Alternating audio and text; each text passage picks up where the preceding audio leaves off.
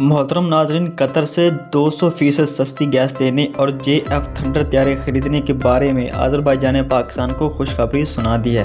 Azerbaijan ने पाकिस्तान को Qatar की निस्बत 200% सस्ती गैस देने पर इत्तफाक कर लिया है। इसके अलावा इस्लामी मुल्क पाकिस्तान से JF थंडर तैयारे भी खरीदेगा। दोनों ममालिक के दरमियान बरादराना तल्लुकात कई सालों पर मुहित है।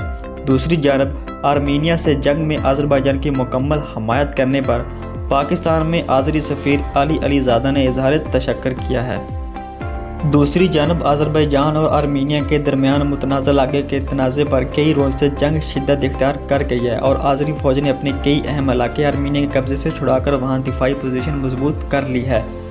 आर्मीनिया से जंग के मामले पर पाकिस्तान और तुर्की ने बरादर इस्लामी मुल्क अज़रबैजान कर खुलकर हमायत का ऐलान भी कर दिया है।